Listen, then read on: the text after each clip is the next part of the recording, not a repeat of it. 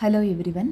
In today's class, we are going to learn about multiple costing and uniform costing. Okay, first we will see multiple costing.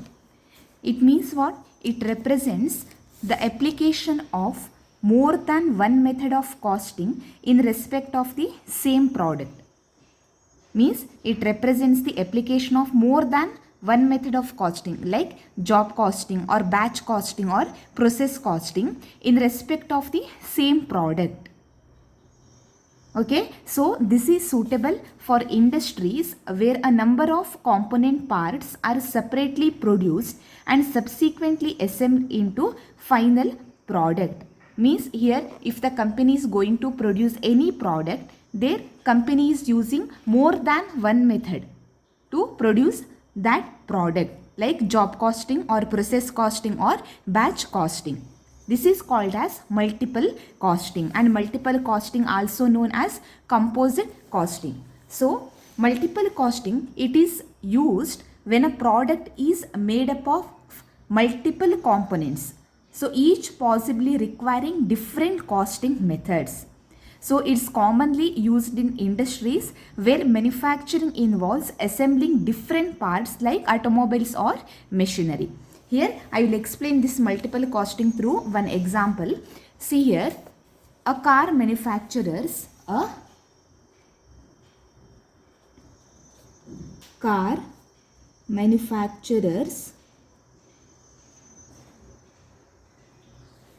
they use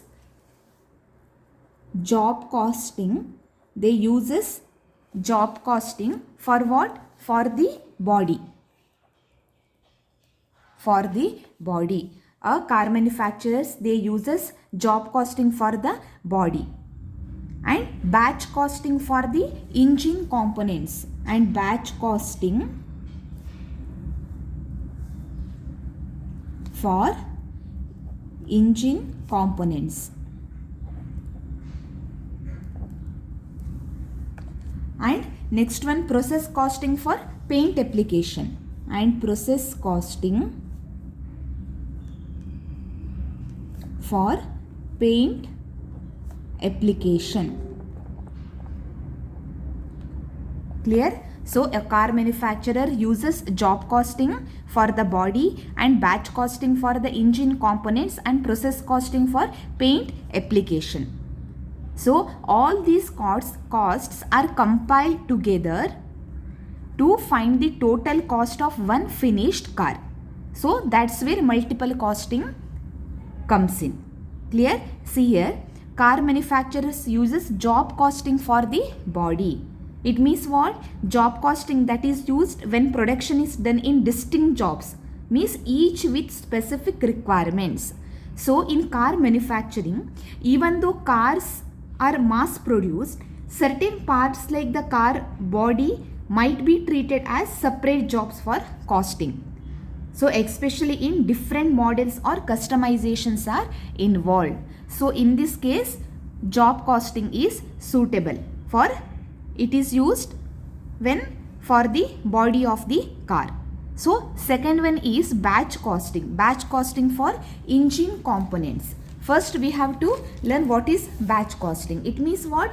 It is used when identical items are produced in batches and costs are accumulated for whole batches, then divided to find the cost per unit. See, in a car factory, engine components like pistons, valves or crankshafts, they are the perfect examples for batch costing because they are produced in large quantities in one go and using the same materials and processes. See, in my previous classes, I explained job costing and batch costing and process costing in a very detailed manner. Please watch that classes first and proceed with this one, and I will provide the link in the description box. And third one is process costing for where? For paint application. It means what? Process costing that is used when a product goes through continuous standardized processes and all units are identical.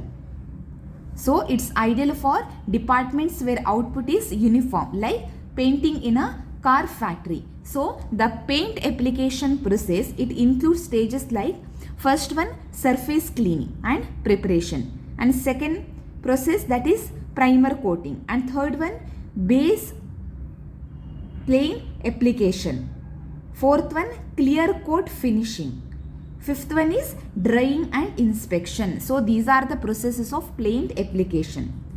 Here, since every car goes through the same paint process using the same materials and machines, and costs are accumulated by processes but not per individual car. Clear? So this is the example of multiple costing. I hope this example is clear to you all. Next we will move to the next method, that is uniform costing.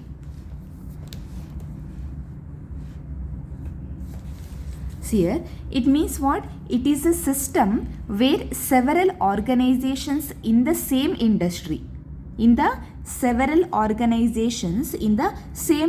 they use the same costing principles, methods and formats.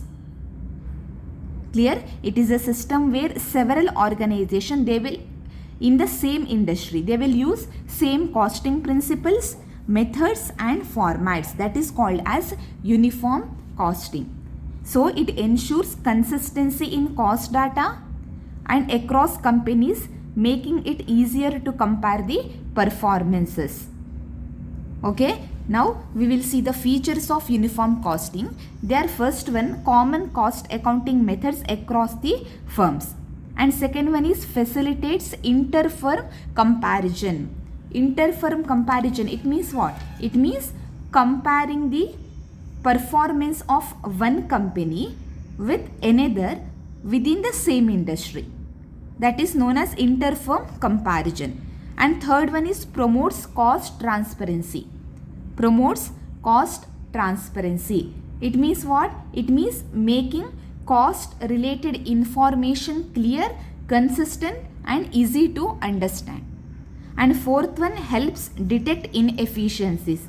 It means when all companies in an industry to follow the same costing methods, it becomes much easier to spot inefficiencies in any company by comparing it with others.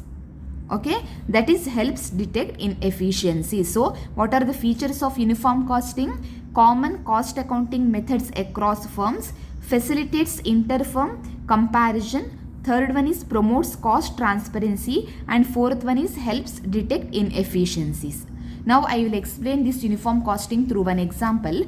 See, imagine two shop manufacturers, that is company A and company B. These are the two shop manufacturers.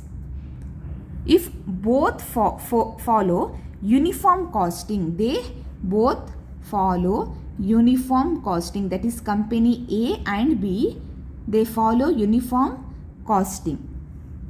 And they use the same format. They use same format to record costs like raw material, labor and overheads. And this allows them, means for a company A and B, to compare cost structures,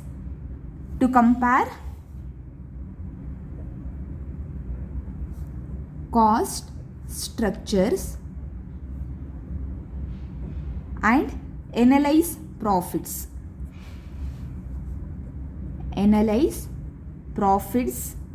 And identify the areas where one company is, whether A or B, that company is overspending.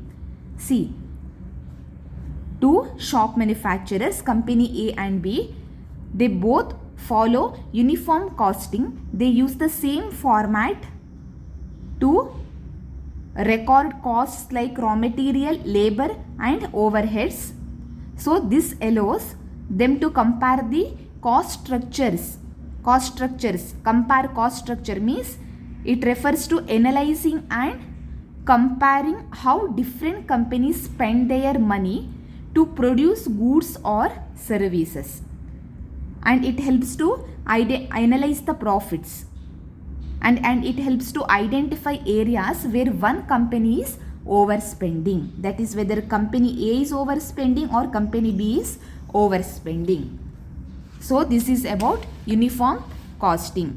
Here we have finished the topic, that is methods and techniques of costing. If you have any doubts in any concept, please leave a comment. Thank you.